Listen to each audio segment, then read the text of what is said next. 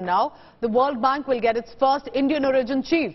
Ajay Banga will be now beginning his 5-year term as the World Bank president from the 2nd of June. He faces a major challenge though, which is how to revamp the 79-year-old international lender into a financial institution that will also have to tackle climate change and other global crises as well.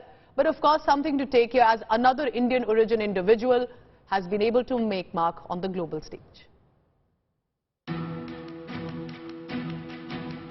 The announcement was made more than 3 months ago by the White House. Ajay Banga, former Mastercard CEO, was US President Joe Biden's choice as the next president of World Bank. The 63-year-old was the sole contender to replace departing World Bank chief David Malpass, an economist and former US Treasury official who served in the Trump administration. Banga's appointment was confirmed by the World Bank's Board of Governors on 3rd of May, with Russia abstaining. President Biden congratulated Banga on his resounding approval to run the World Bank, saying that he would be a transformative leader who would help steer the institution as it evolves and expands to address global challenges. Ajay has the right leadership and management skills, experience in emerging markets, and financial expertise to lead the World Bank at a critical moment in its history. Ajay will play a key role steering the World Bank to address global challenges we face, like climate change, pandemics, and fragility and conflict, while ushering in the fundamental changes in development finance that this moment requires.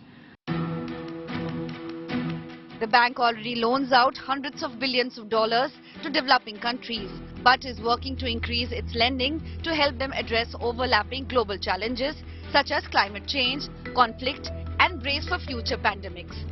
The World Bank has always been led by an American since its founding at the end of the World War II, while the International Monetary Fund has been led by a European. So, thank you all very much. And the Pune-born Banga has been a US citizen since 2007.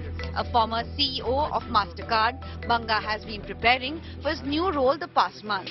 He has met with officials from 96 governments since his nomination and visited 8 countries during a 3-week world tour. But the task ahead for Banga will be challenging, given the huge divide between priorities of rich and poor nations. While US and other wealthy nations have been pushing the World Bank to increase its lending to fight climate change, developing countries are worried that this will divert attention from the bank's anti-poverty efforts. Moreover, the World Bank hands out loans worth $100 billion every year, an amount which has not increased from the past few years. Developed nations want it to rise to $1 trillion a year. Developing countries especially have also been hit by the pandemic, rises in food and in energy prices, and unsustainable levels of debt. As president of the World Bank, Banga will have to address these issues, all without any clear additional money on the table. Bureau Report, Business Today Television.